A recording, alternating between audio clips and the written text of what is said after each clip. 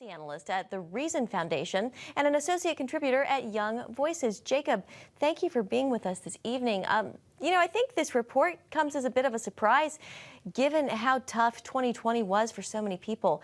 How do you account for this drop in suicides? It definitely is a surprise because halfway through the year, the Substance Abuse and Mental Health Services Administration, one of the departments under the Department of Health and Human Services, they reported that about 25% of young adults had serious thoughts of suicidal ideation.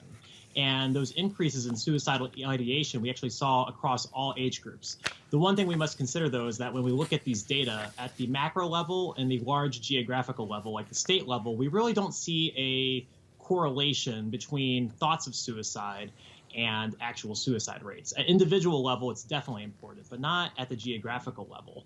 So keeping that in mind, we saw that there was actually a decrease in suicide, even though thoughts of suicide at the geographical level went up. And my hypothesis on this is pretty simple. When we look at states ranked by their suicide rates, the states that have the lowest population densities, such as Wyoming, Alaska, Idaho, they by far have the highest suicide rates, while the densest states like New Jersey and New York, where most people live in New York City, they have the lowest rates of suicide.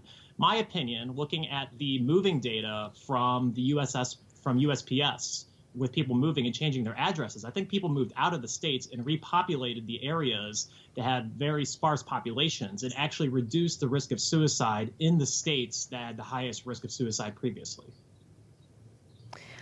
So it does seem like young people have been significantly affected by COVID. Are there more suicides among young people in 2020?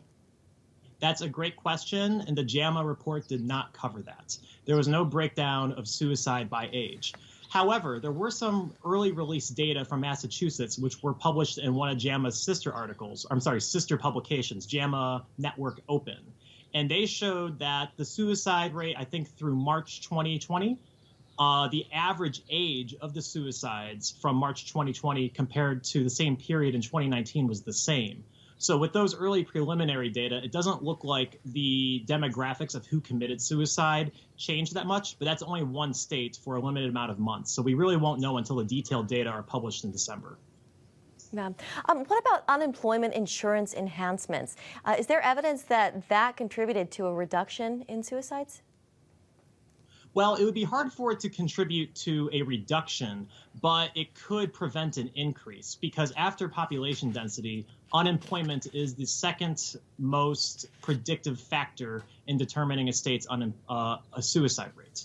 So it's not like providing more insurance would necessarily lower the suicide rate, but if there was a potential risk of suicide by people going unemployed, the Trump administration's intervention increasing the amount of payments and the amount of money being paid certainly softened the conundrums that come with being unemployed. It probably prevented the suicide rate from going to unprecedented levels once again. All right, Jacob Rich, we will leave it right there, but we appreciate you taking the time to talk to us this evening and help us break down this information. Thank you.